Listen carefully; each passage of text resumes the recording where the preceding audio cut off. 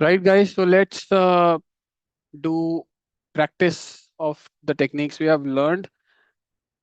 ये उमेश ये जो बोल रहा है आपका टेम्परेचर फ्रीजिंग टेम्परेचर्स ये वाला क्वेश्चन आ जाओ विच इज एक सेकंड रुको फ्रीजिंग 69। नहीं नहीं। और क्वेश्चन 29 क्वेश्चन ठीक। 29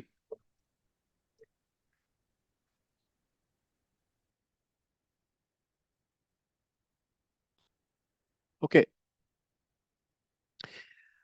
देखो क्वेश्चन है एकदम बुक का क्वेश्चन पढ़ेंगे। अच्छा ये भी प्रैक्टिस में रखना है।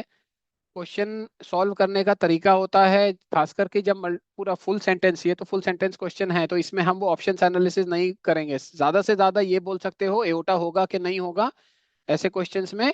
वो भी प्रैक्टिस के बाद दिखेगा। ठीक है एओटा होगा नहीं होगा नोटा होगा नहीं होगा ऐसे क्वेश्चन में एक्सट्रीम एंड्स वाले होंगे कि नहीं होंगे। बट अदरवाइज ऐसे क्वेश्चन में सेंटेंस के थ्रू सॉल्व होता है इन मोस्ट केसेस।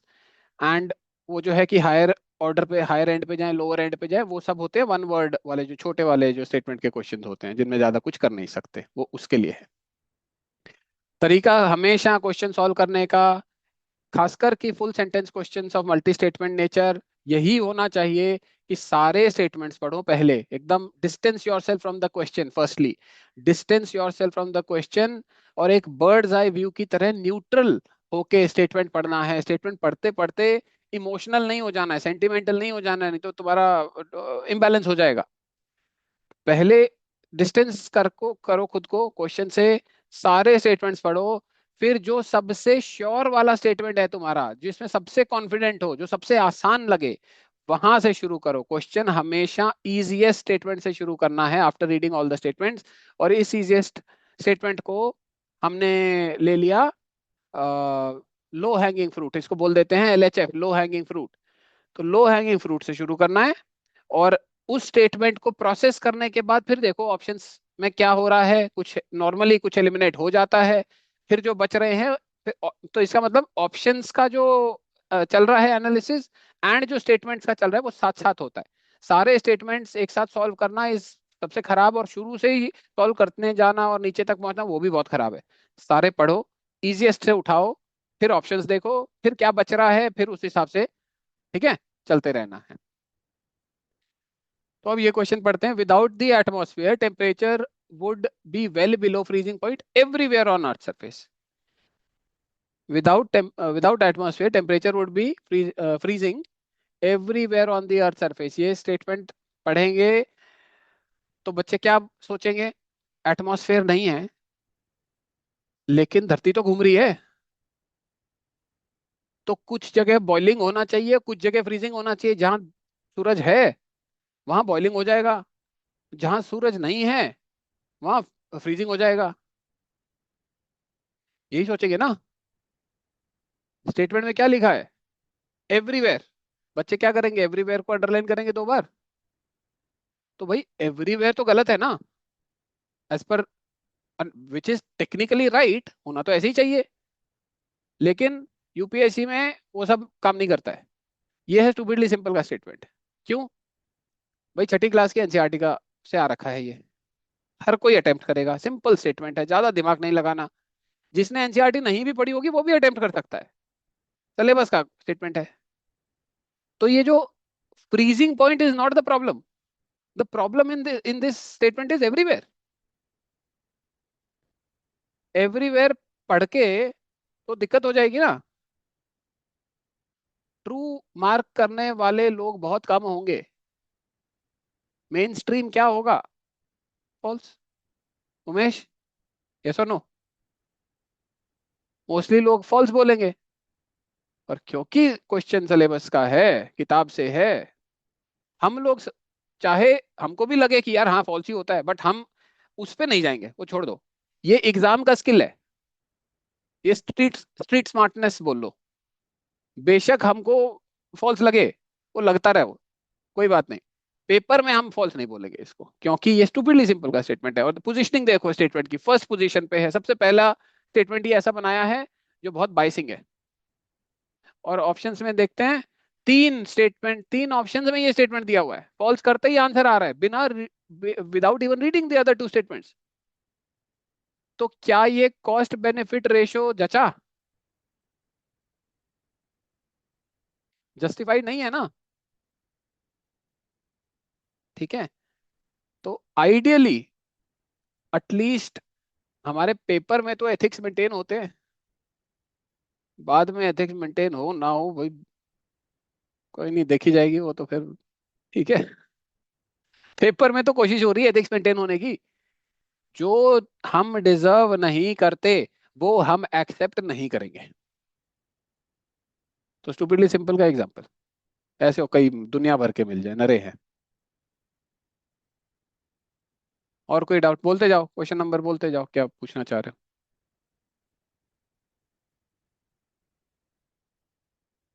अगला ही देख लो चलो, 30, इसके आगे राष्ट्रीय गोकुल मिशन।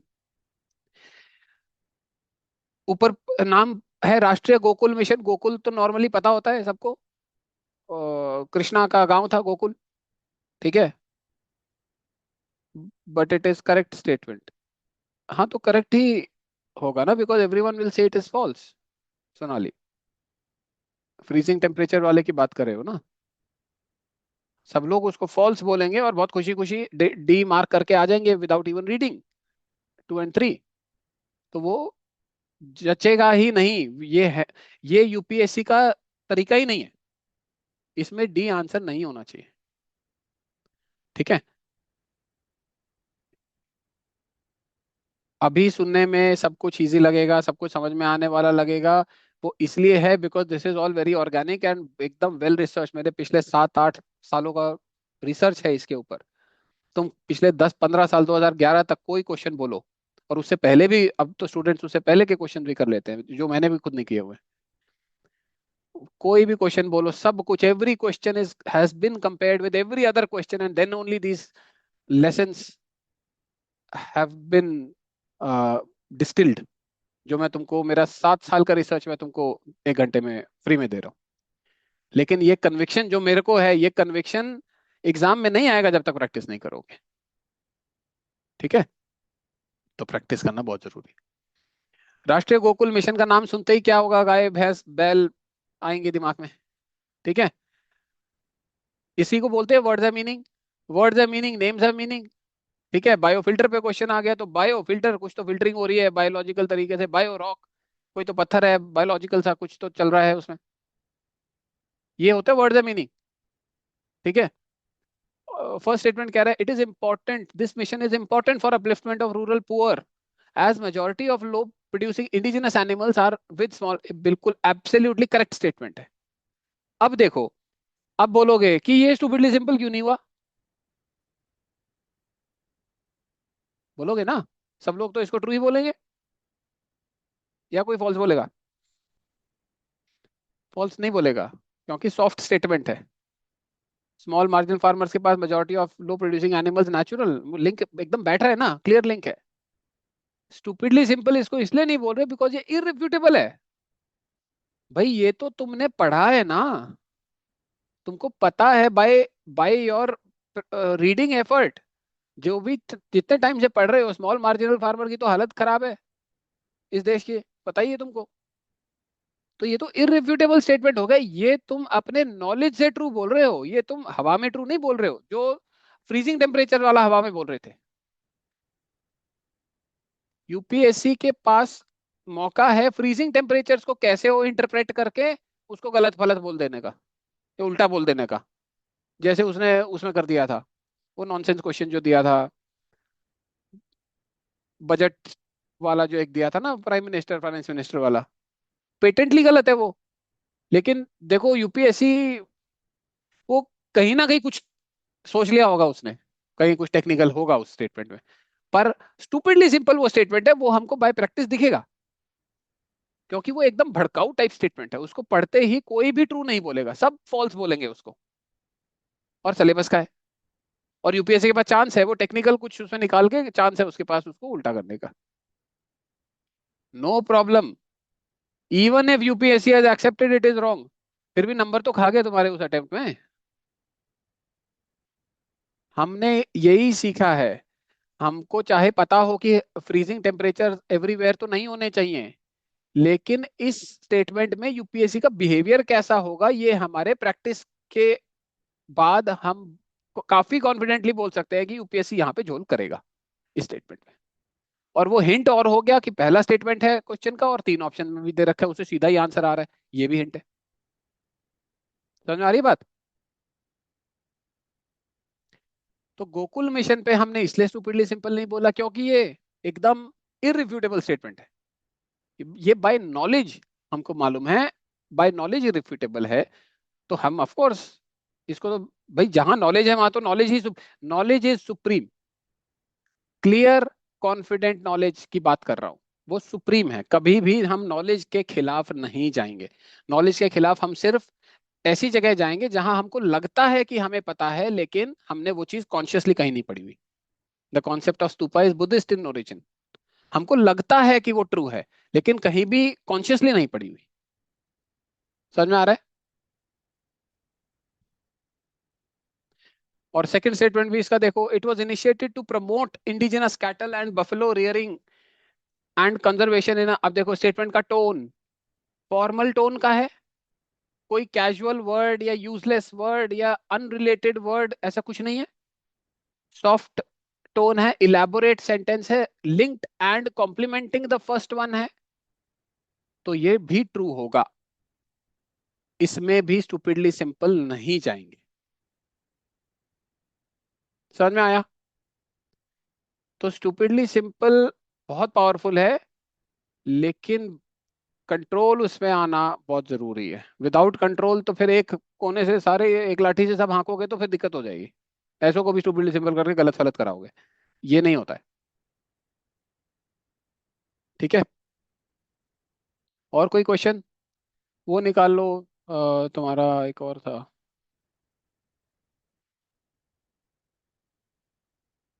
चलो 23rd पे आ जाओ।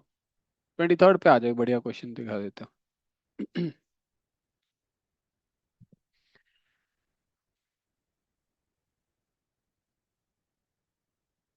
ठीक है, देखो तीन वाटर बॉडी दिया है और इक्वेटर के थ्रू, कौन इक्वेटर पे कौन कौन सी हैं। अब इस क्वेश्चन का नेचर कैसा है? एकदम टिपिकल स्टैंडर्ड फैक्ट क्वेश्चन है। Latitude cut across what all things पूछ लेता है यूपीएससी, कई बार पूछा है। मोस्ट इंपॉर्टेंट लेटीट्यूड पूछा हुआ है, इक्वेटर। तीन लेक्स दिया हुआ है। प्रैक्टिकली जो फर्स्ट अटेम्प्ट, जो वो कमजोर हालत वाला जो स्टूडेंट है, उसके लिए ये तीनों लेक्स प्रिपेयर करना पॉसिबल नहीं है। तीनों ही अननोन लेक्स है। जिसको लग रहा है मेरे को तंगन्निका का पता है, अपना एक बार बैकग्राउंड देख लेना, कितने सालों से तैयारी कर रहे हो, कोचिंग ली है नहीं ली है, क्या किया है। जो फर्स्ट, तुम पहले ये देख लो, जब फर्स्ट अटेम्प्टर थे तब तुमको तंगन्निका का पता था कि नहीं पता था? तब ज्यादा से ज्यादा विक्टोरिया का पता होता है। छोटा मोटा रिवर नाइल पता हो गया, विक्टोरिया पता हो गया, जम्बेजी, ये भी मुश्किल हो जाता है। तो Tanganyika is beyond preparation for a first attempter. There is no hierarchy. If there is no hierarchy, answer can be the extreme ends, all none. Answer can be all, answer can be none. किस पे जाएं? कैसे decide करेंगे question किस तरफ का है? अगर स्टैंडर्ड फैक्ट साइड का है तो लोअर पे जाओ, और अगर नॉन स्टैंडर्ड साइड का है तो हायर पे जाओ। अब ये क्वेश्चन नॉन स्टैंडर्ड तो है नहीं, साइंस एंड टेक क्या कुछ उस टाइप का तो नहीं, एनवायरमेंट प्रिपेरेबल साइड का है, तो हम लोअर पे जाएंगे। None answer.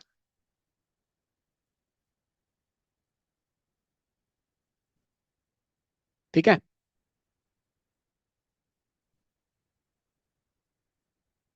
और कोई क्वेश्चन आता रहे दिमाग में तो बताओ, ऊपर आ जाओ, 21 देख लो।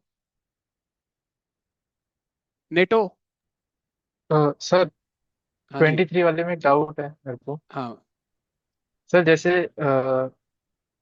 How many of them does pass through equator, ठीक है, तो ये स्टैंडर्ड है, ये हमें पता, मतलब इक्वेटर बहुत प्रिपेरेबल इंपॉर्टेंट चीज साइड है। का क्वेश्चन बना ये, प्रेफरेबल साइड है, पता नहीं होगा ठीक है। हाँ।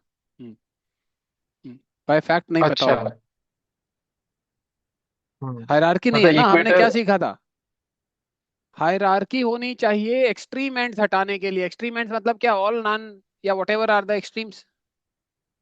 हायरार्की मतलब क्या है? कुछ चीजें पता है, कुछ चीजें नहीं पता। अगर यहाँ पे लेक विक्टोरिया दे देता तो ऑल नन हटा देंगे हम। फिर हम 1 and 2, only one only two में ओनली वन पे जाएंगे, लोअर एंड। लेक विक्टोरिया देने से हायरार्की बन जाती ना लेक्स में। अभी तो फिलहाल कोई हायरार्की नहीं है।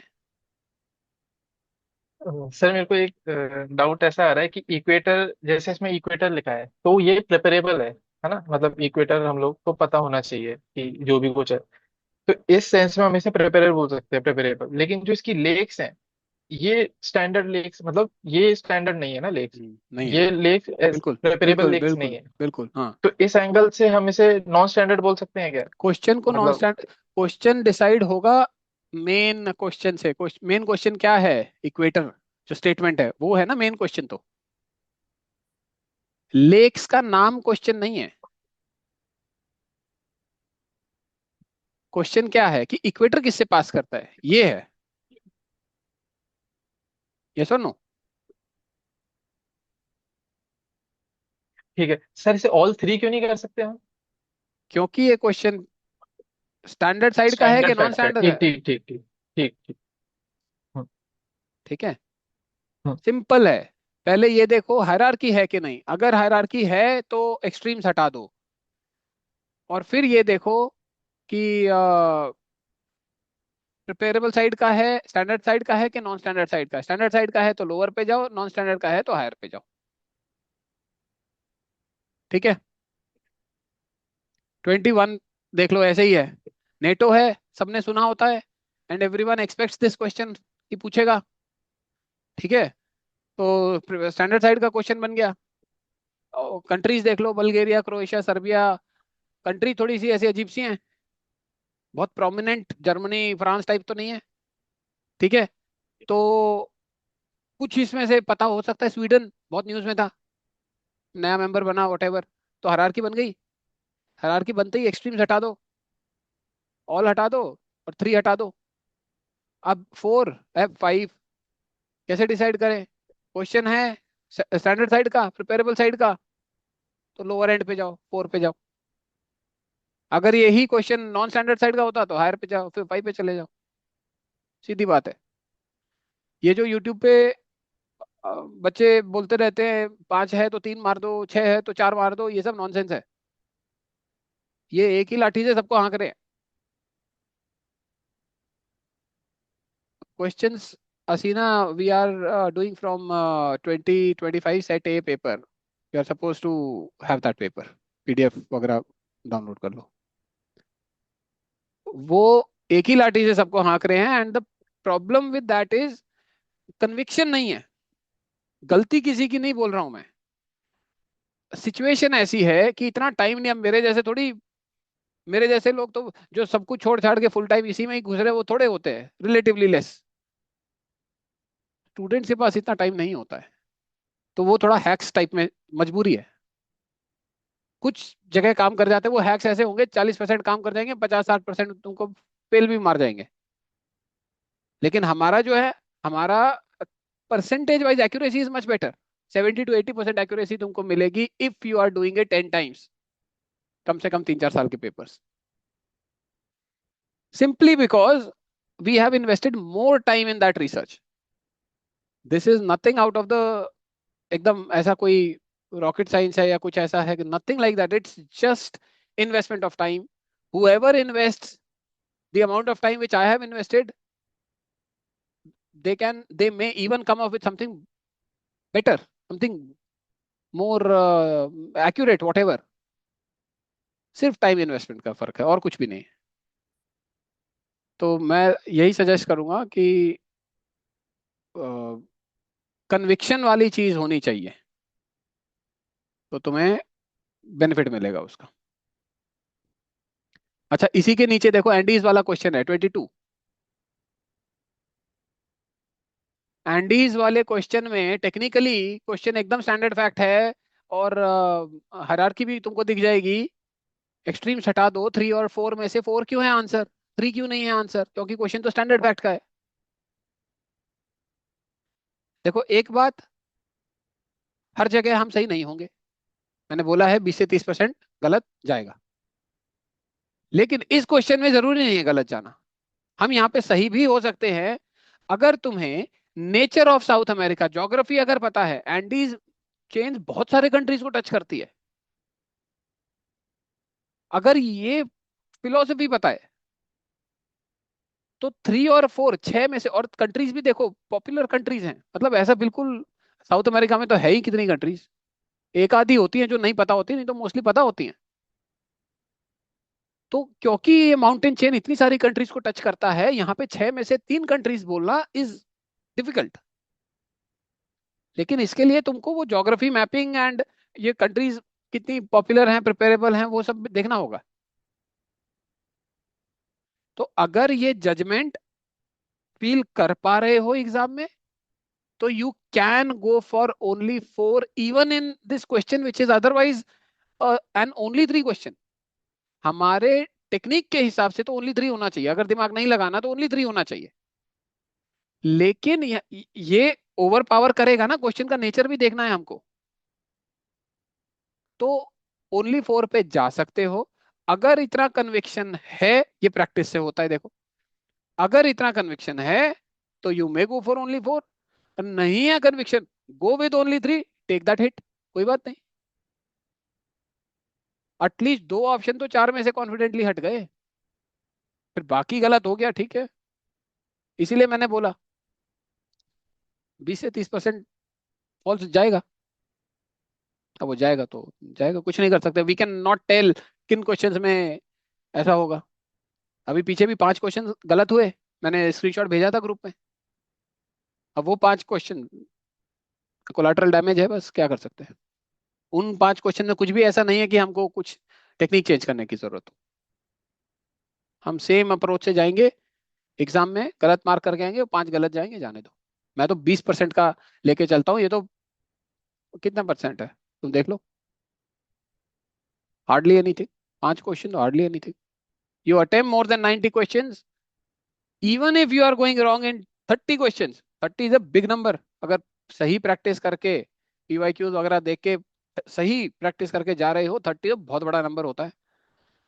इतना एरर का मार्जिन होने के बाद भी 100 नंबर ले आओगे,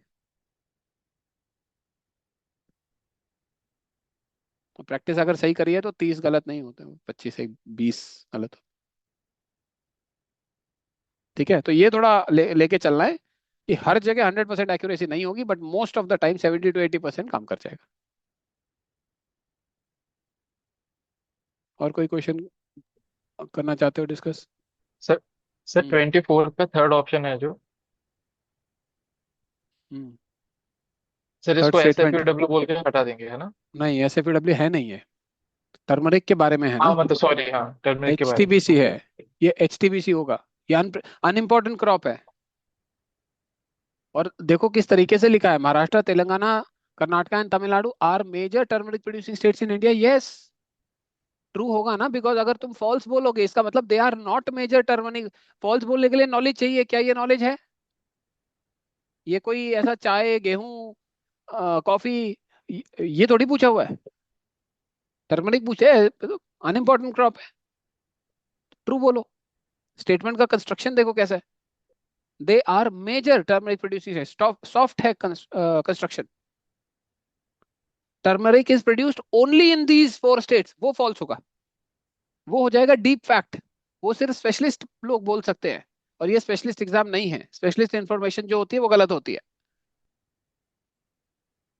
लेकिन अगर यहाँ बोल रहा है कि मेजर, तो मेजर का मतलब क्या होता है? कोई ऐसा फिक्स परसेंटेज नहीं होता मेजर का। तो major is a relative word. ठीक है, यहाँ पर तो मोस्ट ऑफ द टर्मरिक भी बोल देते, तब भी ट्रू बोलते हैं हम। And major is not always most. Most is more than 50%। Major is not always most, depend करता है वो, रिलेटिव होता है। तो सॉफ्ट वर्ड हो गया। Soft sentence, elaborate sentence, true, unimportant crop, unpreparable, true बोलो। दिख रहा है? एचटीबीसी है। एस एफ यू डब्ल्यू वाला देख लेंगे, तुमको करा देंगे एस एफ यू डब्ल्यू का एग्जाम्पल भी। ब्रिक्स वाले पे आ जाओ। ब्रिक्स वाला क्वेश्चन, अच्छा एक बार 18 पे आओ। बढ़िया क्वेश्चन देखो। 18। Okay will do 39 43। 18 पे आ गए। अब देखो, ये क्वेश्चन का अप्रोच मेरे को रिसेंटली स्ट्राइक किया। अभी तक तो इसको हम ईटी फेल में ही कर रहे थे कि भाई मतलब ईटी फेल नहीं था exactly, ET is not able to arrive at an answer in this question.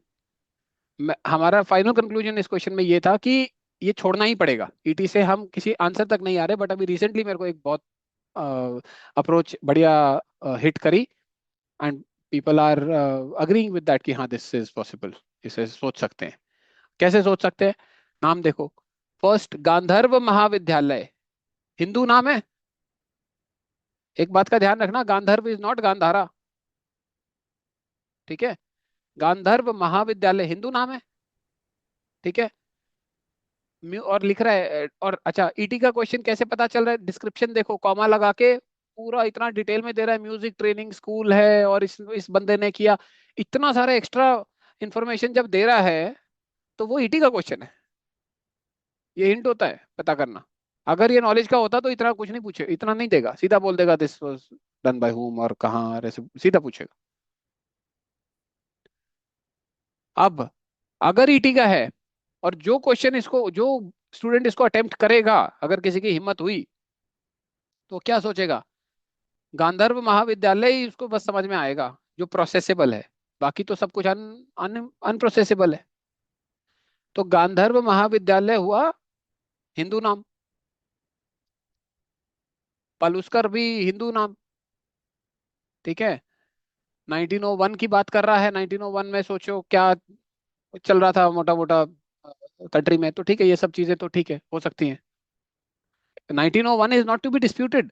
But 1901 जैसा ऐसा ईयर जब दिया होता है ऊपर क्वेश्चन में, तो वो तुमको, या इवन इन द ऑप्शंस, वो तुमको एक माइंडसेट के लिए होता है कि भाई जैसे क्वेश्चन ये पूछ लिया 18th सेंचुरी में इकोनॉमी में हैंडीक्राफ्ट में क्या हो रहा था। 18th सेंचुरी में जो हो रहा था वो 19th में अलग था, 17th में अलग था। तो ये जो डेट्स होती हैं, ऐसे ही एक क्वेश्चन आया था, वो कौन सा केस था, रखमाबाई केस ऑफ 1885, उसमें भी डेट। तो उस टाइम पे क्या हो रहा था, तो उससे हिंट मिलता है कि इनमें से क्या हो सकता है। औरतों का क्या सिचुएशन था, ऐसे ही कोई इकोनॉमी पे आ जाए, इकोनॉमी का क्या सिचुएशन था, कल्चर का क्या सिचुएशन, बहुत ये हिंट्स हैं, डेट्स। तो ठीक है, 1901 में तो उस टाइम पे रिलेटिवली प्रोग्रेस हो गई थी, तो ये सब चीजें हो सकती हैं। एंड पढ़े लिखे लोग थे। दिल्ली, एंड ऊपर है महाविद्यालय, गांधर्व महाविद्यालय हिंदू है बहुत। सबसे एक सबसे बायसिंग चीज इस क्वेश्चन में क्या है? The Hinduist, the Hinduist tone of the name. Yes और नो? उस वजह से तुम चाहे कुछ कर लो, लाहौर तो नहीं मार्क करोगे ना एज एन आंसर। लाहौर तो मुसलमान, मुस्लिम है। मोस्ट लाइकली बी या सी में से मार्क करोगे कुछ ना कुछ, जो पसंद आएगा वो मार्क कर दोगे बी सी में से। Heavily likely to be Ujjain because of Mahakal and all that, मंदिर अंदर भी है उधर। ग्वालियर में भी कुछ होगा, मैं बहुत ज्यादा रिलीजियस नहीं हूँ तो मुझे आइडिया नहीं है, बट ठीक है, उज्जैन सुन लेते हैं ज्यादा। बाकी किसने ग्वालियर सुना, वो ग्वालियर मार देगा। दिल्ली इसलिए नहीं मारेगा because Delhi would have heard. Delhi तो प्रोमिनेंट वो है, तो और देखो ऊपर कैसे लिखा है, first music training school set by this person, और इस साल में दिल्ली में होना अनलाइकली। उसे वुड हैव हर्ड का एलिमेंट बढ़ रहा है। लेकिन सबसे पहले किसको हटाएगा, या सबसे ज्यादा रेजिस्टेंस किस ऑप्शन में होगी? Lahore. Stupidly simple. Stupidly simple मान लो, ये रिवर्स तरीके से स्टूपिडली सिंपल, और आंसर वही है। ऐसे ही एक क्वेश्चन आया था वलंकर वाला, विठल विठल विध्वंसक, फर्स्ट वीकली कुछ तो था, मैगजीन मैगजीन क्या, और untouchables was written by whom? Gandhi, Ambedkar, फुले, और वलंकर। दिमाग कहाँ घूमेगा? गांधी, अंबेडकर, फुले। और आंसर क्या था, देख रहे हो? तो देखो, एलिमिनेशन हर जगह काम कर सकती है. It will work in areas where your practical knowledge is failing. So what is important? To prepare practically. Don't run after, किसी ने ये बोल दिया, किसी ने बुक ये बोल दी, मैं सारी बुक रट लूंगा तो मेरे क्वेश्चन सॉल्व हो जाएंगे. It's not meant to be like that. Because वो, तुम जब तक level playing field, I mean, you can have this as your preparation का benchmark. You do only what is level playing for everyone. Do not do anything which disturbs level playing field. अगर तुम कुछ चीज याद करके दूसरों से special हो जा रहे हो, वो फंडामेंटली गलत तरीका है. बेशक क्वेश्चन आ जाए, बेशक सही कर दो, लेकिन वो एक क्वेश्चन सही करने के लिए कितना रटोगे? इम्पॉसिबल हो जाएगा. ओवरऑल एग्जाम खराब हो जाएगा, वो एक आध क्वेश्चन को ठीक होने के लिए. लेकिन अगर तुम लेवल प्लेइंग फील्ड को रिस्पेक्ट कर रहे हो, वही करो जो लेवल प्लेइंग है. कम चीजें पढ़ो, इंपॉर्टेंट चीजें पढ़ो, लेकिन बार बार पढ़ो. वही करोगे जो लेवल प्लेइंग है, तो तुमको माइंड तुम्हारा खुलेगा, टाइम निकलेगा एलिमिनेशन प्रैक्टिस करने के लिए. तुम थोड़ा relatively, you will be happier in your preparation, you will be more satisfied, you will have time for other things, you will have time for mains. और मेंस में भी ऐसे ही करना है. सेम फंडा है. सिंपल, जितना simple and practical and level playing तुम्हारी तैयारी होगी, उतना रिवॉर्डिंग होगी वो, कोई भी स्टेज ऑफ एग्जाम हो ये. इस एग्जाम में एंड इन लाइफ, क्योंकि लाइफ भी जनरलिस्ट होती है, ये एग्जाम भी जनरलिस्ट है, ये वनडे हर जगह काम करते हैं. ठीक है. अब कुछ क्वेश्चन भेजे थे.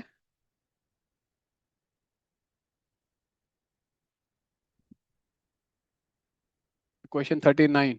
क्या है 39 में? 39 निकाल लो भाई.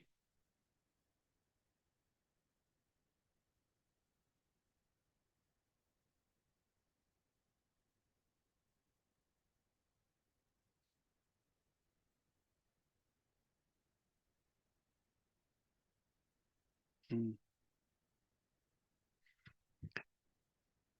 39 क्वेश्चन. अब देखो इसमें भी, इस देखो, एक होता है test taking skill.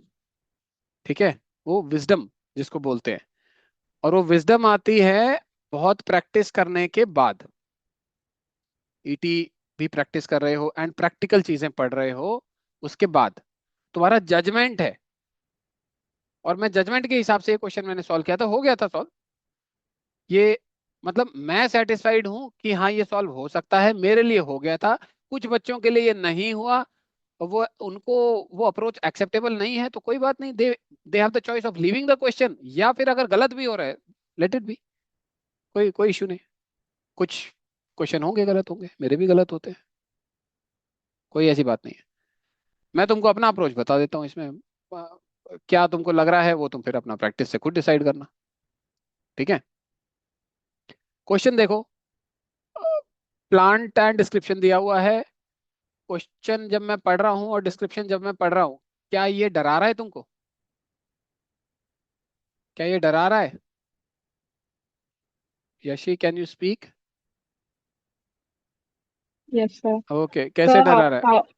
Sir, out of these five मुझे सिर्फ एक स्पिनिच का आइडिया लग रहा था कि स्पिनिच तो शायद क्लाइंबर नहीं होता नहीं, है. क्वेश्चन डरा किस हिसाब से रहा है? तो कि मतलब समझ नहीं आ रहा था कि डिस्क्रिप्शन मैच हो रहा है कि नहीं हो रहा है. अ, एक नॉन तुमको, प्रेफरेबल साइड है सर मेरे लिए तो ये. नहीं, नॉन प्रिपरेबल साइट ये सबके लिए, नो हाँ. डाउट्स अबाउट जी दैट. जी. जी लेकिन तुम इसको, अच्छा, एग्जाम में अटेम्प्ट करोगे कि नहीं? सर, लास्ट टाइम पे रखूंगी, अगर बहुत तो ही ज्यादा डायर नीड मान हुआ लो तब बेस्ट करूंगी. सिचुएशन हो गया, जी बेस्ट टाइम, तुम्हारे पास टाइम भी है, खाली बैठी हो, जी. सब कुछ कर लिया, और ये क्वेश्चन बचा है, क्या करोगे फिर? हाँ, then I would sir try my best you will try, कि इसमें.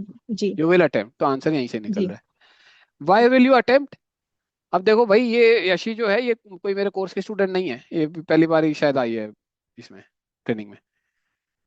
अगर ये अनट्रेन्ड माइंड, इसको मैं इसलिए अनट्रेन्ड माइंड बोल रहा हूँ, नॉन प्रैक्टिस्ड बोल रहा हूँ, अगर एक अनट्रेन्ड माइंड इस क्वेश्चन को अटेम्प्ट करने का सोचेगा तो इसका मतलब क्वेश्चन डरावना नहीं है। डरावना कौन सा क्वेश्चन हो सकता है? वो वाला, वो जो अभी किया, महाविद्यालय, गांधर्व महाविद्यालय, वो तो अटेम्प्ट करने की भी हिम्मत नहीं आएगी ना। That is the question which will be squaring. And normally जो स्केरी क्वेश्चंस होते हैं वो उतने ही इजी होते हैं if you can maintain your cool. और जितने इनवाइटिंग क्वेश्चंस होंगे वो ट्रैपी की तरफ जाएगा। ठीक है। अब ये क्वेश्चन तुम क्यों करना चाहोगी? क्योंकि सारे तो प्लांट्स सिंपल सिंपल से हैं। मीनिंग नहीं पता हो, एटलीस्ट नाम तो सुना ही होता है, कसावा, जिंजर, सब पता ही होता है, नाम पढ़ लिया होता है, एनसीईआरटी से है सब कुछ। डिस्क्रिप्शन भी सारा लगभग एनसीईआरटी से ही है, इसीलिए अटेम्प्ट करने का दिल करेगा। जो तुम्हारा दिल कर रहा है वही मोस्टली बच्चों का करेगा। एक बात, इस क्वेश्चन में एओटा, एक्सट्रीम एंड्स के आंसर होने चाहिए। नो सर, किसी को बिकॉज लग रहा एक है हायरार्की बन रही है। कुछ ना कुछ तो हायरार्की पक्का होनी चाहिए ना इसमें? क्योंकि एक्सट्रीम एंड्स का मतलब हुआ या तो सारे ही नहीं पता या सारे ही पता हैं, ये क्वेश्चन बनाने का सेंस नहीं बनेगा फिर। तो कुछ ना कुछ, कुछ पता होगा कुछ नहीं पता होगा, मतलब कुछ चीजें गलत कुछ चीजें सही जरूर होनी चाहिए इस क्वेश्चन में। इसका मतलब हायरार्की होनी चाहिए। अगर हायरार्की होनी चाहिए तो तुम एक्सट्रीम्स हटा दो, तुम 2 हटा दो, 5 हटा दो। अब क्या बचा? 3 4, क्या करें? यूट्यूब पे सीखा होगा, 5 है तो 3 मार्क कर दो, ठीक है, आंसर आ रहा है। But that's not a rooted approach. Rooted approach क्या है? 2 ऑप्शन बचे हैं, 3 4, कम पे जाएं कि ज्यादा पे जाएं? कैसे डिसाइड करेंगे कि क्वेश्चन बुक का है एनसीईआरटी का कि फैक्ट है। रैंडम है? अब सब कुछ तो बुक से आया है ना, तो कम पे जाओ। This is a much more convincing approach than just 5 में से 3 कर दो, 6 में से 4 कर दो। ये तो थोड़ा हल्का है। सही है कि गलत है वो तो खैर आई एम नोबडी टू से, बट हल्का अप्रोच है वो। ठीक है। सॉल्व हो गया? किसने भेजा था ये क्वेश्चन का डाउट? साक्षी ने भेजा था। साक्षी समझ में आया? thumbs up if yes, face emoji if no। 43 पे आ जाओ।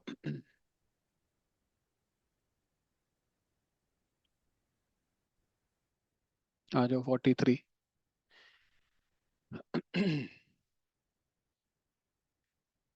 क्वेश्चन में 4 एलिमेंट, इलेक्ट्रिक व्हीकल दिया हुआ है, ठीक है, अच्छा लग रहा है पढ़ के।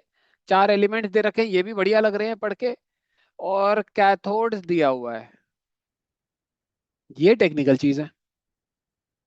Anode cathode, right? क्या ये क्वेश्चन, पहले तो 38 और 40 चलो देख लेंगे एक बार, 43 कर लेते हैं। ये क्वेश्चन में 43 में, चलो अभी तक जो हमने थ्योरी डिस्कस करी है उस हिसाब से एक्सट्रीम एंड्स आंसर होने चाहिए क्या? नहीं होने चाहिए ना? कुछ सही कुछ गलत तो होगा, कुछ हायरार्की तो होगी इस क्वेश्चन में। तो एक्सट्रीम्स हटाओ, 1 हटाओ, 4 हटाओ। अब 2 लें कि 3 लें, यहां जजमेंट है तुम्हारा। अगर तुम्हें लग रहा है कि क्वेश्चन बुक का है तो 2 पे जाओ।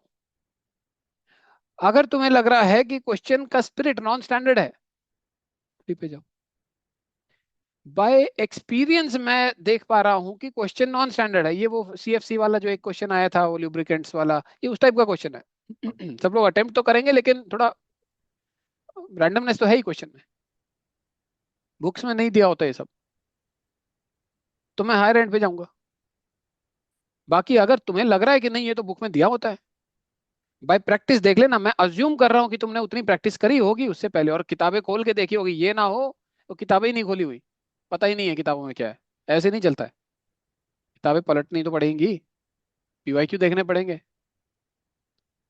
उसके बाद अगर लगे कि नहीं बुक का है, जैसे वो वुडी श्रब में लग रहा था, वो तो दिख रहा है ना बुक का है। ऐसे ही होता है। देखो, अगर हायरार्की या अगर तुमको मैन्युफैक्चर करना पड़ रहा है, कुछ चीज जबरदस्ती करनी पड़ रही है, तो मतलब कुछ गड़बड़ है। जो चीज एक्चुअल होती है वो एकदम दिखती है, तुमको ज्यादा एफर्ट नहीं मारना पड़ता। अब जैसे वुडी श्रब वाला क्वेश्चन, एंडीज वाला क्वेश्चन, और ये तुम्हारे वो था दूसरा इक्वेटर वाला क्वेश्चन, दिख रहा है ना कि ये तो स्टैंडर्ड साइड के हैं। कोई एफर्ट थोड़ी मारा हमने। जहां एफर्ट मारना पड़ रहा है मतलब वहां माइंड आ रहा है। Heart is taking a back seat, mind is on the front seat, and mind is scared, mind is मतलब we are not our mind basically. बहुत ज्यादा सीरियसली नहीं लेना चाहिए माइंड को। Mind is just a tool. ठीक है। It's your heart. Heart is subconscious, heart is your connection to the infinite, you can say. तो अंडर प्रेशर तुम कितना अपने हार्ट को ट्रस्ट कर सकते हो, बात वहां पे बनती है, बिगड़ती है। और वो डिपेंड करेगा कितना प्रैक्टिस तुमने पेपर से पहले किया है, कितनी गलतियां करी हैं पेपर से पहले, सीखे हो कि नहीं सीखे। मेन बात। अज्यूमिंग एवरीथिंग इज डन, फिर उसके बाद अगर लगे कि भाई बुक का क्वेश्चन है, तो जाओ टू पे। अटेम्प्ट जरूर करो, छोड़ो मत। एक क्वेश्चन गलत हो जाए कोई बात नहीं, अटेम्प्ट करो। लेकिन इसे ऐसे ही तुम्हारे अटेम्प्ट बढ़ेंगे। मैं सजेस्ट करता हूँ 90 से 95 अटेम्प्ट करने चाहिए, गिवन 2025 का पेपर का नेचर। 90 से 95 अटेम्प्ट करने चाहिए। ओवरऑल नेट पॉजिटिव में आके तुम्हारा बेनिफिट काफी अच्छा हो जाएगा। कम अटेम्प्ट करोगे तो वो रिस्क होता है फिर। अगर लगे कि भाई बुक का है तो टू पे जाओ, अगर लगे कि नहीं क्वेश्चन नॉन स्टैंडर्ड है तो थ्री पे जाओ। बाय एक्सपीरियंस मुझे नॉन स्टैंडर्ड लग रहा है, मैं थ्री पे जा रहा हूँ, मेरा सॉल्व हो रहा है। विकल्प। सर ये 43 में ना हायरार्की लग नहीं रही है, मतलब बाकी सब इसमें चीज समझ में हायरार्की तो आई। जरूर होगी। तुमको अगर नहीं भी लग रही, तुम बताओ ऑल या एक्सट्रीम एंड पे आंसर इसमें जस्टिफाइड है। नहीं सर। बात बात खत्म हो गई। ये एक तुमको इनहेरेंट पता ही है ना, सबकॉन्शियसली पता है तुमको। तो क्यों जबरदस्ती करना है? ज्यादा माइंड का खेल नहीं होता है लाइफ में। तो ठीक है। एक्चुअली जितना माइंड से चलोगे ना उतना ही परेशान रहोगे। दिल से चलना चाहिए।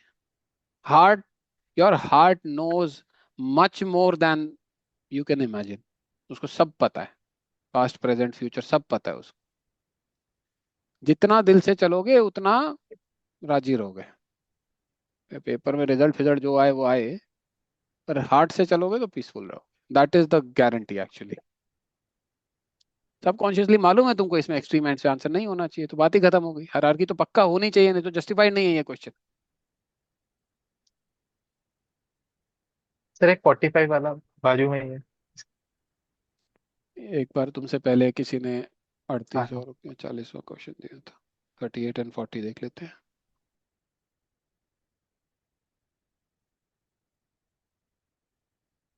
हाँ ये भी हो जाएगा। 38 पे आ जाओ। 38 पे देखो भाई क्या लिखा है। CO2 emissions in India are less than इतना, whatever कुछ नंबर दे दिया पर कैपिटा। ठीक है। क्या ये प्रिपेरेबल है? क्या ये न्यूज़ में होता है? नहीं होता है। हर आर्टिकल क्लाइमेट चेंज के ऊपर उठा लो। इंडिया का पर कैपिटा दुनिया से इतना कम है, इतना इंडिया का है, ये लिखा नहीं होता है क्या? वो तुमको याद है नहीं है वो अलग, वो छोड़ दो। अरे लिखा तो होता है। अखबार खोलोगे तो मिस कैसे हो सकती है ये चीज? ठीक है। तो क्या बना स्टैंडर्ड फैक्ट? क्या प्रिपेरेबल है? Technically yes, practically no. कोई बहुत एफर्ट मारेगा तो याद कर भी सकता है, और कोई नहीं भी एफर्ट मारे, हमारे जैसा कोई हो नहीं एफर्ट मारे, कोई बात नहीं, ये जज कर लो कि प्रिपेरेबल फैक्ट है। होता है अखबारों में, वो जज करते ही पता चल जाएगा स्टैंडर्ड फैक्ट है। Mundane, memory heavy, fact heavy, standard fact. तो क्या क्या होता है? ये SFEW परफेक्ट एग्जाम्पल है SFEW का। इसी चीज को यूट्यूब पे सिखा देते हैं कि भाई नंबर दिया है तो गलत दिया है। उसका कारण क्या है? कुछ हर नंबर गलत नहीं होता। अब जिसने इतना अगर, अब फिर या तो वो पेड कोर्सेज में बताते होंगे, मुझे नहीं पता। पर यूट्यूब में जो एक लाठी से सबको हक देते हैं कि नंबर दिया है तो भाई गलत कर दो, तो भाई वो तो यही आदमी बोल सकता है ना जिसने पूरा रिसर्च नहीं किया, कंपैरिजन नहीं किया हुआ है। सारे नंबर थोड़ी गलत होते हैं। जो अनप्रिपेरेबल नंबर है वो HTPC, वो ट्रू होगा। और जो प्रिपेरेबल नंबर है वो SFEW। तो ये तो प्रिपेरेबल साइड का नंबर है, SFEW। और नीचे ऑप्शंस में देखो, दो ही स्टेटमेंट्स में दे रखा है तो ठीक है। दूसरा स्टेटमेंट में कह रहा है in terms of CO2 emissions fuel CO2 emissions from fuel combustion India ranks second in Asia Pacific. Fact तो यहाँ भी दे दिया, ये क्यों नहीं गलत है, ये क्यों नहीं स्टैंडर्ड फैक्ट है? क्योंकि ये SFEW इसलिए नहीं है क्योंकि ये SF ही नहीं है। Can you see the difference between the preparability of first and second fact? Data type MCQs, yes UPSC बिल्कुल बना रहा है। जो अनप्रिपेरेबल फैक्ट है वो 2011 में भी करेक्ट होते थे, और 2025 में भी करेक्ट है, और 26 में भी करेक्ट ही रहेंगे। और जो प्रिपेरेबल स्टैंडर्ड फैक्ट्स हैं वो तब भी गलत होते थे और अब भी गलत हो रहे हैं। तुम जजमेंट देख लो ना, इसमें दो बातें हैं देखने की। एक, the the fundamental difference in the preparability of statement one and statement two fact. Statement one हर आर्टिकल में तुमको लिखा मिलेगा, कई बार लिखा मिलेगा हर आर्टिकल में। Statement two is Asia Pacific region को बना रहा है, एकदम छोटा रीजन, ग्लोबली भी नहीं बोल रहा। ग्लोबली बोल देता तो वुडा वर्ड हो जाएगा सेकंड, फिर प्रिपेरेबल बन जाएगा। लेकिन एक रीजन में एक रैंक दे रहा है, ये तो मतलब इन इट्स एग्जिस्टेंस तो ठीक ही है ना कोई रैंक तो हर रीजन में होगी इंडिया की। तो इन प्रिंसिपल तो ठीक है, लेकिन फैक्ट वाइज क्या बोले, ट्रू के फॉल्स? ये ट्रू बोलेंगे क्योंकि ये फैक्ट अनप्रिपेरेबल। अगर ये दो स्टेटमेंट में भी दिया होता question, only one only two both and वो वाला जो है, तब भी हम ये फैक्ट ट्रू बोलते बिकॉज अनप्रिपेरेबल फैक्चुअल स्टेटमेंट है, out of the blue, HTBC। एक बात तो ये है दोनों की प्रिपेरेबिलिटी का फर्क। दूसरी बात देखो, दोनों स्टेटमेंट्स में एक ही जैसा ट्रैप फैक्ट नंबर। अगर यूपीएससी दो स्टेटमेंट, तीन में से दो स्टेटमेंट में एक जैसा ट्रैप दे रहा है तो बहुत हाई चांस बनेगा ना वन ट्रू वन फॉल्स का। दोनों ट्रू या दोनों फॉल्स करके क्या उखाड़ लेगा? वो नेचर नहीं है एग्जाम का। बच्चे क्या करते हैं, यूट्यूब से सीख के आ जाते हैं, नंबर है तो गलत है, क्या बोलेंगे, दोनों गलत। ऐसो को हटाना है ना, तो क्या करता है यूपीएससी, जब एक जैसा ट्रैप दिया है दोनों दो स्टेटमेंट्स में, बहुत हाई चांस बनता है वन ट्रू वन फॉल्स का। मैं जो भी बोल रहा हूँ, मेरी तो 10 साल की रिसर्च है इसके ऊपर। लेकिन तुम लोगों को ये अभी सुनने में सब इजी लगेगा, प्रैक्टिस नहीं करोगे तो एग्जाम में गलत करके आओगे। मैं सिर्फ तुमको बता रहा हूँ तुम्हारे पास ऑप्शंस क्या क्या हैं, जो तुम्हारे लिए प्रैक्टिकल हो वो टेक्निक्स पिक करो, उनको प्रैक्टिस कर लेना। ठीक है, मेरी कोई वो रिस्पॉन्सिबिलिटी नहीं है कि भाई मैंने अभी ऐसा बोला, बाद में पेपर में कुछ आ गया, मैं उसमें कुछ ऐसा बोल रहा हूँ, सिचुएशन चेंज हो सकती है। हर क्वेश्चन अपने आप में यूनिक होता है, बहुत सारी बातें होती हैं, टोन होता है, ऑप्शन कॉम्बिनेशन होते हैं, बहुत सारी बातें होती हैं। तो मैं तुमको सिर्फ टिप ऑफ द आइसबर्ग बता रहा हूँ, उसका प्रैक्टिस कहाँ अप्लाई करना है कहाँ नहीं करना ये जिम्मेवारी तुम्हारी है। तो ये वन ट्रू वन फॉल्स ऐसे भी होता है बहुत बार, कई बार बोथ ट्रू बोथ फॉल्स वाले भी एग्जांपल्स हैं हमारे पास। ऐसे क्वेश्चन जहां both statements true both statements false. वेरामेंची कप, और वो एक और दूसरा कप था, ये कौन सा, वो चेस वाला जो क्वेश्चन था, ओपन ओपन का ओहो। है ये एक कप, और वो वुमेन्स का है एक दूसरा कप, उसमें दोनों स्टेटमेंट फॉल्स थे। उसमें हैमिल्टन रसल कप, हाँ, उसमें वो रखा था, वर्ड्स एंड मीनिंग का था, हैमिल्टन डैश रसल। देखो ग्रामर, डैश रसल, नाम में डैश नहीं लगता है, जहां डैश लगा इसका मतलब दो लोग हैं। और वेरा मेंचिक में कोई डैश नहीं था, वो एक नाम है, फर्स्ट नेम सरनेम। तो वुमेन होगी वेरा मेंचिक, एक नाम। ओपन ओपन मतलब मेल फीमेल दो नाम हो सकते हैं, वर्ड्स है मीनिंग से दोनों। अदरवाइज अगर सिर्फ एक होता तो वुमेन्स कप का नाम वेरा मेंचिक कप है ऐसे दिया होता, अनप्रिपेरेबल HTBC बोलेंगे हम, करेक्ट हो जाता फिर। ठीक है। सर इसका थर्ड स्टेटमेंट इसी क्वेश्चन का। थर्ड, हाँ। थर्ड तो फिर आंसर अपने आप आ जाएगा ना। देखो टू ओनली, इस क्वेश्चन में तीनों स्टेटमेंट्स तो सही नहीं होने चाहिए। हायरार्की है, हायरार्की है ना। फर्स्ट वाला प्रिपेरेबल, सेकंड अनप्रिपेरेबल, अपने आप हायरार्की बन गई। एक्सट्रीम्स हटाओ, थर्ड हटाओ, डी हटाओ, बी हटाओ। अच्छा एक और बात होती है, अगर कोई अनप्रिपेरेबल फैक्चुअल स्टेटमेंट है और वो स्टैंड अलोन भी दिया है, वो स्टेटमेंट स्टैंड अलोन दिया है किसी ऑप्शन में, देखो ब्रावो में सेकंड स्टेटमेंट स्टैंड अलोन दिया है, टू ओनली, तो ये तो डबल कंफर्मेशन हो गया एसटीबीसी का। क्योंकि एक तो वो अनप्रिपेरेबल, वो हमको पता है एसटीबीसी होते हैं, और वो स्टैंड अलोन भी दिया है, तो ये डबल कंफर्मेशन। एंड अब ये तुमको बाय एक्सपीरियंस देखना पड़ेगा कि क्या ये क्वेश्चन ऐसा है कि इसमें सिर्फ स्टैंड अलोन आंसर होगा। बाय एक्सपीरियंस आएगा ये क्वेश्चन ऐसा नहीं है। अगर सिर्फ स्टैंड अलोन नहीं आएगा लेकिन स्टैंड अलोन तो करेक्ट है, तो आंसर क्या होगा, stand alone plus something but not everything, तो आंसर सी आ जाएगा।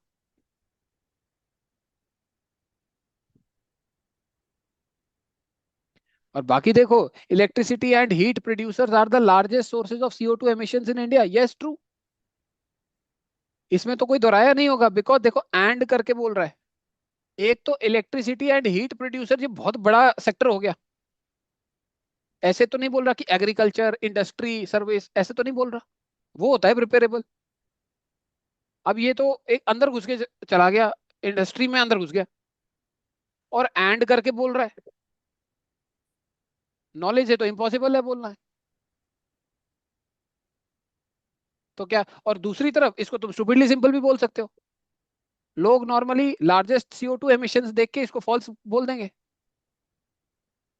जो अनट्रेन्ड माइंड है उसका बहुत हाई चांस है कि स्टेटमेंट को फॉल्स बोले, कि लार्जेस्ट तो मैंने कुछ और ही पढ़ा था, कोई थर्मल पावर प्लांट या कुछ और एग्रीकल्चर का नाम ले लेगा, कुछ और ले लेगा। लार्जेस्ट तो मैंने वहां पढ़ा था। ये नेचर नहीं है स्टेटमेंट का, ये कॉन्सेप्चुअल स्टेटमेंट है, एंड लगा के दे रहा है और वेग टर्म्स यूज कर रहा है, तो ट्रू बोलना बेटर है इधर। बाकी जरूरत नहीं है इस पे कॉल लेने की। अगर ईटी तुम्हारी इतनी दुरुस्त है तो तुमसे ऑप्शन कॉम्बिनेशन से और एसटीबीसी से सॉल्व कर जाओगे क्वेश्चन। थर्ड की पे जरूरत नहीं है। ठीक है, दैट्स ऑल। सर एक 45।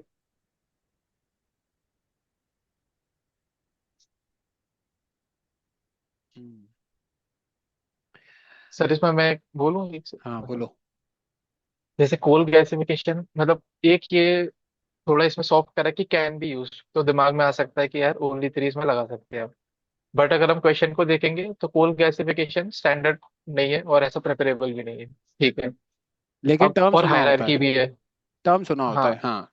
अटेम्प्ट सब लोग हाँ करेंगे। लेकिन हाँ, फिर सर इसमें हायरार्की है, इथेनॉल और यूरिया में है, लेकिन ये तो नाइट्रो तो हमें वही पता ही नहीं है, छोड़ो इसे। अब हायरार्की बन गई तो एक्सट्रीम नहीं हो सकते, तो और नॉन स्टैंडर्ड है तो हम ओनली टू पे आ गए आंसर। शाबाश है ना यार। मतलब। हाँ बढ़िया।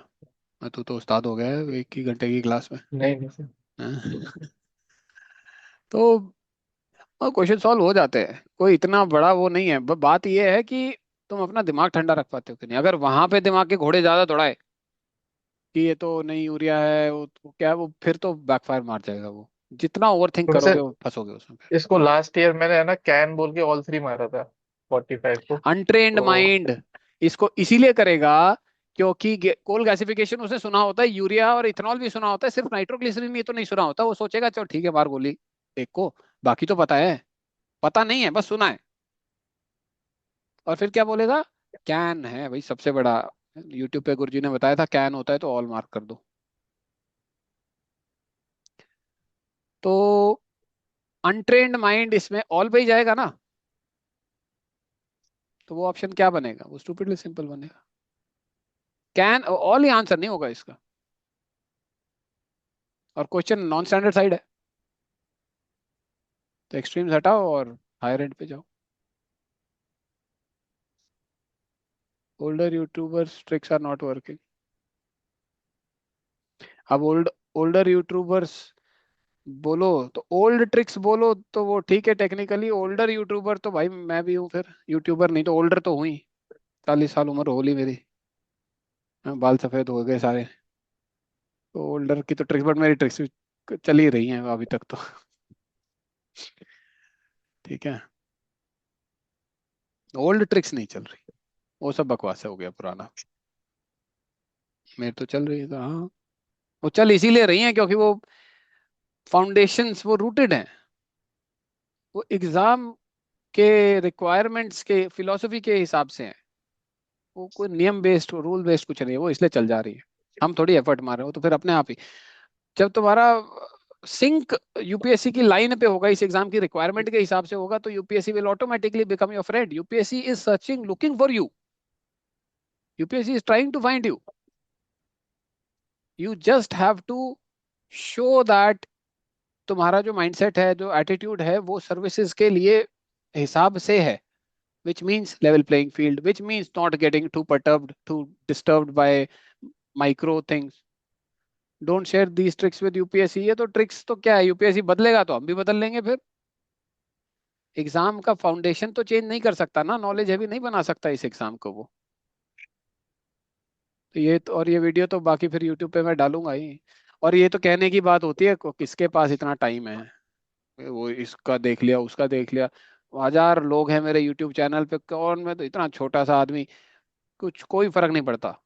ये सब कहने की बातें होती हैं। जब तक हमारा प्रिपरेशन की फिलॉसफी यूपीएससी के एग्जाम से मैच करेगी, तो ट्रिक्स को तो काम, मतलब ट्रिक्स तो वर्ड ही खैर ठीक नहीं है, अप्रोच है ये, फिलॉसफी है। तो काम करेगा ही ना, अपने आप ही करना ही चाहिए। और कुछ क्वेश्चन में गलत होगा, वो होगा, वो अनएक्सप्लेनेबल है। उसका कोई रीजन नहीं है, it's just bad luck, that's it. लेकिन हम ये कभी नहीं बता सकते कि कौन से वो कुछ क्वेश्चंस होंगे जो गलत होंगे। This is why you must attempt more. जो अट्रिशन होना है वो होगा, वो लेट देम गो। वो 20% जाएंगे जाएंगे, लेकिन 80 सही भी हो जाएंगे। वो तुमको एकदम कैटापल्ट कर देगा स्कोर तुम्हारा। और दूसरी बात, एग्जाम में माइंड फ्री रहेगा, डरोगे नहीं। पेपर जब 10 बार करे होंगे पीछे 3 4 साल के पेपर, तो वो आदत हो जाती है, उस एनर्जी में रहने की आदत हो जाती है। तो डरोगे नहीं। सबसे बड़ी तो विक्ट्री वही है। सर एक 37 वाला और देख लें क्या? चलो आखिरी क्वेश्चन है। 37 देख लो। इसके बाद पेपर सॉल्व करना, दोबारा ये देखना, परफॉर्मेंस मैसेज करना मेरे को कैसा आ रहा है। ठीक है, ग्रुप पे मैसेज करना, सबको औरों को भी पता चले। 37। ईटी का क्वेश्चन, देखते ही पता चल रहा है। Out of the blue question है तो ईटी से ही होना चाहिए। करो क्या किया इसमें। सर इसमें सेकंड स्टेटमेंट पे कॉल लेंगे हम, क्योंकि ये सही हो गई, मतलब तीनों में पक्का। से। ये ठीक है। इररिफ्यूटेबली सही है, और स्टैंड अलोन भी दिया है। ठीक सर। लेकिन अब देखो सर 1 भी डाउट, स्टैंड अलोन दिया है। सर डाउट मेरा मतलब, अगर ऑप्शन अगर ऐसे नहीं होते फॉर एग्जांपल, जो कि तो फिर अब वो हो या ना स्टेटमेंट हो वो ऐसे अलग नहीं बात है। बनाएगा। वो स्टेटमेंट ऐसे नहीं बनाएगा। एक बात ये है, अगर उसने स्टेट, अब देखो, it is an omnivorous crustacean by ET, true होना चाहिए ना, एचटीबीसी अनप्रिपेरेबल फैक्ट वही है, ट्रू सर। होना चाहिए। Right. And its habitat is in some forest areas only, वो भी ट्रू होना चाहिए। इवन इफ ओनली दिया है, लेकिन सम भी तो दिया है, some will always over power only. हाँ। तो वो भी, वो है तो 1 और 2 तो है ही नहीं किसी ऑप्शन में। तो 1 से ज्यादा स्ट्रॉन्ग तो 2 है। तो अगर उसने स्टेटमेंट्स ऐसे बनाए हैं, तो उसकी मजबूरी है ऑप्शंस ऐसे बनाने की। वो ये नहीं कर सकता कि वो 1 और 2 दे दे एंड देन 2 और 3 दे दे। वो ऐसा नहीं कर सकता, फिर उसको स्टेटमेंट्स में चेंज करना पड़ेगा कुछ। तो ये तो तुम अच्छा सर घबराओ ही अगर, मत कि इस बारे में ऐसा नहीं होगा, क्योंकि हम पिवट नहीं चेंज कर सकते। ऐसा नहीं बोल सकते कि स्टेटमेंट्स यही हैं लेकिन ऑप्शन मैं ये बदल दूं, फिर क्या करोगे, फिर जवाब उसका ये है, वो क्वेश्चन एग्जिस्ट नहीं करेगा। उसको तुमको कोई तो रास्ता देना पड़ेगा ना आगे बढ़ने के लिए। वो क्वेश्चन नहीं एग्जिस्ट कर सर सकता फिर उसे। अगर इसमें 1 2 3 ऑप्शन होता तो हम इसे मानते हैं, फर्स्ट वाले को एचटीबीसी मान लेते हैं, बिल्कुल क्योंकि हंड्रेड इसको हम परसेंट रिफ्यूट नहीं कर सकते। 100% रिफ्यूट नहीं कर सकते सर उसको। सर इसको हम उस पे नहीं जा सकते, जैसे डिफैक्ट पे कि इट इज एंड क्रस्टेशियंस होता तो भाई ठीक है, लेकिन डिफैक्ट पे मत ओमनीवोरस जाओ, भी लगा दिया। ठीक। बिना प्रैक्टिस के डिफैक्ट मत बोलो। वो एचटीबीसी होगा ना, वो ओमनिवरस क्रस्टेशियन नहीं है, कैसे बोलोगे? कैन यू से it is not omnivorous crustacean? यहाँ पे इस स्टेटमेंट को दो तरीके से पढ़ सकते हैं, it is omnivorous crustacean, it is not omnivorous crustacean, right? अगर इस स्टेटमेंट पे मजबूर कर रहा है तुमको कॉल लेने के लिए और अननोन स्टेटमेंट है, तो इट इज पे जाओ ना, वो बेटर है। इट इज नॉट पे अच्छा, क्यों जा नॉट रहे हो हो? जाता तो बोल सकते थे हम कि ये डिफैक्ट की तरफ ले जा सकता है, अगर अगर नॉट नॉट होता नहीं तो। भी लिखा हो हाँ। तो स्टेटमेंट तो एक ही तरीके से एग्जिस्ट करेगा, या तो इट इज या इट इज नॉट। अगर तुम फॉल्स बोलते हो तो इट इज नॉट को करेक्ट बोल रहे हो ना फिर। तो कल को ऐसे फंस जाओ तो उसका जो कॉन्वर्स है वो सोचो। ये स्टेटमेंट सिर्फ दो तरीके से एग्जिस्ट कर सकता है, it is omnivorous, it is not omnivorous, right? और कोई तरीका नहीं है एग्जिस्ट करने का। इन दोनों में से एक जरूर सही है, ये सुनो, एक तो पक्का ही होगा ना, या तो ओमनिवरस है या नहीं है, एक तो पक्का सही होगा। अगर यूपीएससी तुमको मजबूर कर रहा है इस पे कॉल लेने के लिए, 1 2 3 भी अगर दिया है, तो हमने क्या बोला था कि उसको किसी भी चीज को फॉल्स बोलने के लिए नॉलेज चाहिए होती है ना। सही से। नॉलेज नहीं है तो इसको ट्रू बोलो। ऑल्सो द हिंट इज, एक वन ओनली भी दिया है, स्टैंड अलोन वन भी दिया है, तो वो एक सेफ्टी नेट है। स्टैंड अलोन देने का मतलब क्या होता है? अनप्रिपेरेबल स्टेटमेंट स्टैंड अलोन मतलब वेरी हाई चांस की ट्रू है।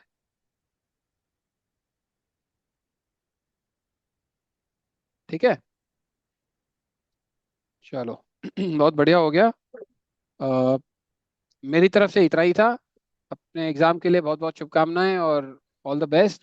खूब प्रैक्टिस करो, सब कुछ के लालच में मत रहना, जो प्रैक्टिकल हो उतना उतना करना।